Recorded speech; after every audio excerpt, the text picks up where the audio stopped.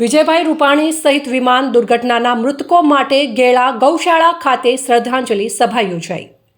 તારીખ 12 જૂન 2025ના રોજ થયેલી દુઃખદ વિમાન દુર્ઘટનામાં અકાળે અવસાન પામેલા ગુજરાત રાજ્યના પૂર્વ મુખ્યમંત્રી વિજયભાઈ રૂપાણી તથા અન્ય યાત્રિકો માટે ગેળાની જય બજરંગ સેવા ટ્રસ્ટ ગૌશાળા ખાતે શ્રદ્ધાંજલિ સભાનું આયોજન કરવામાં આવ્યું હતું।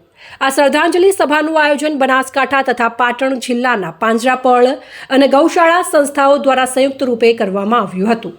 સભાની શરૂઆત ઉપસ્થિત સંતો અને મહંતોના માર્ગદર્શન અને પ્રેરણાપૂર્વકની પ્રાર્થનાથી કરવામાં આવી હતી, જેના દ્વારા સમગ્ર કાર્યક્રમમાં ધાર્મિક શાસ્ત્રીયતા અને ભાવના ઉજાગર થઈ હતી।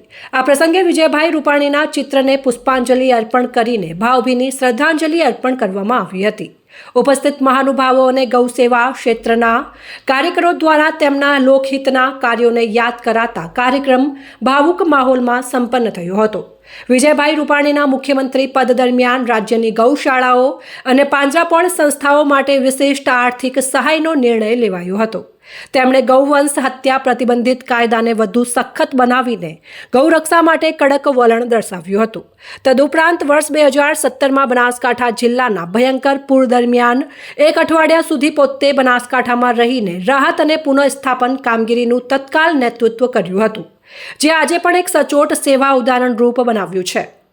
આ શ્રદ્ધાંજલિ સભામાં બનાસકાંઠા અને પાટણ જિલ્લાની વિવિધ ગૌશાળાઓ અને પાંજરાપોળ સંસ્થાઓના સંચાલકો વિશાળ સંખ્યામાં ઉપસ્થિત રહ્યા હતા। ગુજરાત સરકારના મંત્રી, પૂર્વ સાંસદ પરબતભાઈ પટેલ તથા અન્ય ધાર્મિક, સામાજિક અને રાજકીય અગ્રણીઓએ પણ હાજરી આપી હતી।